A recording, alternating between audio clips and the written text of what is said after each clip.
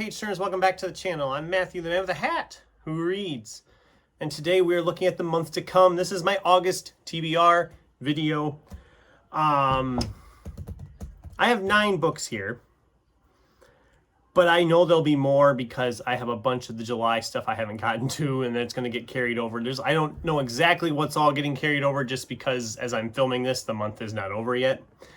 But I would guess at least 4 or more will be carried over into August. So I didn't go too crazy on my August plans because I want to try to get all that stuff in July read yet too. Yeah. A lot of stuff that I've been trying to get read. My reading has been like really bad in the last couple months. I mean, I'm still reading. I'm still making decent amounts of reading done, but compared to previous years, I'm well behind.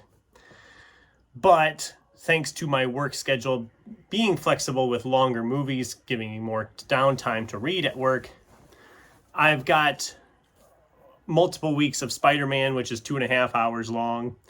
And then we have Odyssey after that, which is nearly 3 hours. So there'll be plenty of reading time in August at work. I should be able to make up all the ground I have lost in July. So let's talk about the August picks. The stuff I don't get to in July, I'll talk about in my July wrap-ups, and I will be saying I'm going to be reading those yet too. But these are my current plans for August. So on the reread front, I wanted to reread the 2 books I owned that I had previously read by Robert Jackson Bennett. We're starting it off with The Troop. This is a circus-y type story, kind of dark fantasy. I remember liking this when I read it, but I honestly don't remember any of it, which is not a great sign. So I'm going to be rereading this one here in August. It looks thicker than it is. I guess it's long enough. It's almost 500 pages. I have his novel Foundry Side, which I have not read yet. I'm figuring I'll reread this. And the other book I have by him, Mr. Shivers, which I'm planning to reread in October. And see if I'm still feeling that. I don't know how I will still feel about his writing style. It's been just long enough. But we'll see. This one was a gift from my girlfriend. And it feels fitting to read a book titled August Kitco and the Mechas from Space in August. I know this is first in a series. I honestly don't know a lot about this. I know there's music and I know it's sci-fi, and I'm curious as to how that plays out. But yeah, this will be a fun one, I think, to read here in August. Like I said, the title is fitting for the month. Speaking of fitting titles, August is not the official end of summer, but it is kind of like you're looking towards the end of summer for a lot of things. So we're going to be picking up Ray Bradbury's Farewell Summer. This is kind of a sort of sequel to Dandelion Wine, I have heard. I mean, it says it's a sequel, but I'm curious how much it is. I read Dandelion Wine about, was that just last year, or is that in a couple years already?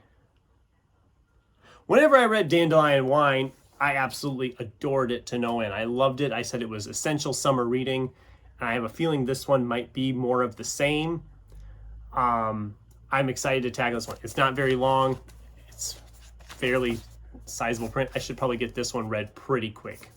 And I'm looking forward to it. We have Stephen Arian's The Warrior. This is the sequel and the conclusion of that series. This is a sequel to The Coward. I really liked The Coward when I read it, more than I expected to. I'm hoping I enjoy this one as well. I've been meaning to read this one for a while. It's finally time to get to this and read it and wrap up that duology. This one's under 400 pages. Again, it shouldn't take me too long. I'm trying to use August this year as kind of like a catch-up month. Some of these books have been sitting around for a while, or they have a fitting theme, or just ones I've been wanting to pick up for a while. And we're going to finally get to some of those. Okay, again with a summer theme. This is Juno Black's Summer's End, a Shady Hollow mystery. I love this series. I love these covers. This is, I think, the longest one in the series so far, but it's still under 300 pages. It looks really thick, but it's not really that thick. It's more of those cozy mysteries with talking animals. I really loved this series so far. I have a feeling that this one will be right up there with the rest. The last one, I did have the mystery figured out before it was revealed, so maybe I'm getting better at that, or it's just getting more predictable. I don't know. This next one will make Kat happy. I'm finally going to be picking up James Rowland's Archangel. This is part of his Sigma Force series. I have loved this series for years and years and years.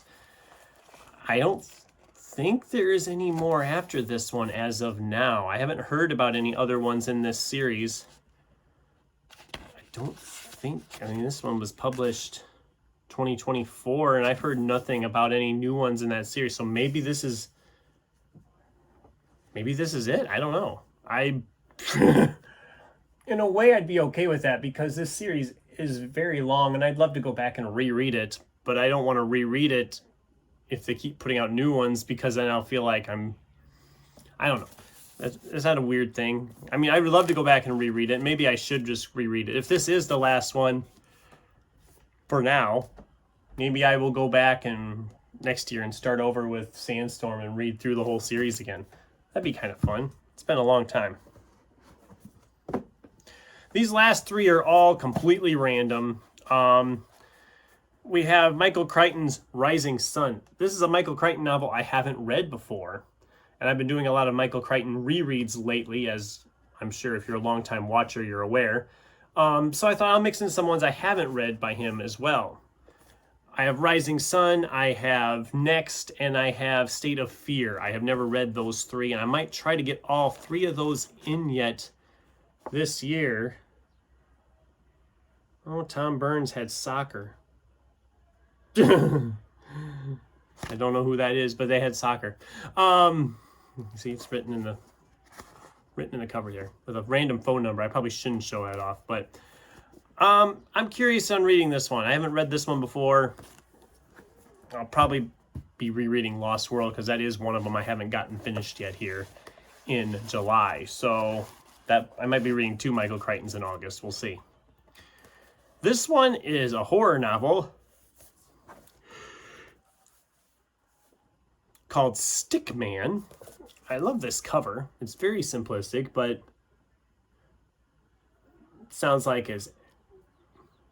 the spirit world lies close to our own, sealed from ours by ancient magical barriers. It's hunted and its hunters, enacting the timeless game of blood and death. But the aged barriers are weakening and a hunter has crossed over. Our world is an inhospitable place. Drought and war have driven away the zebra and the gazelle. The hunter's only remaining prey is human. So, Neanderthal horror. I'm curious on how this will play out. Seth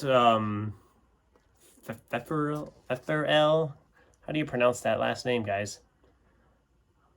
There's like too many F's in there.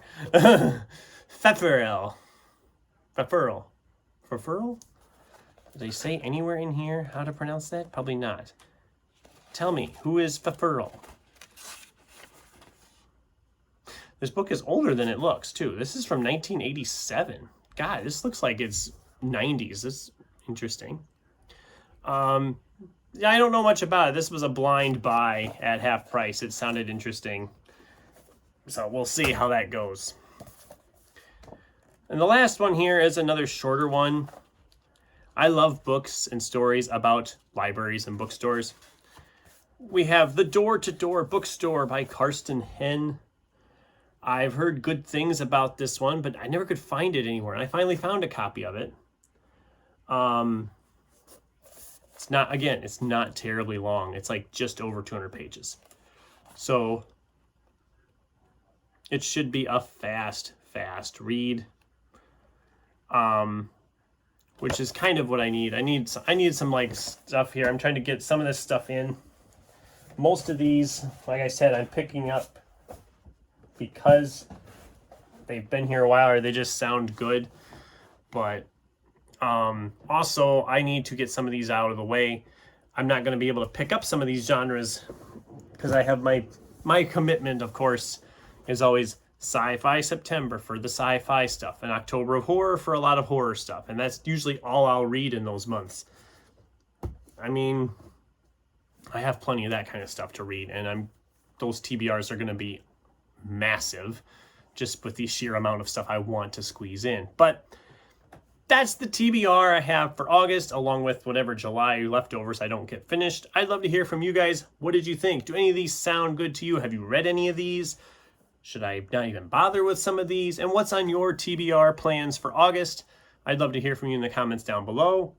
Thanks for watching, and until next time, keep turning pages.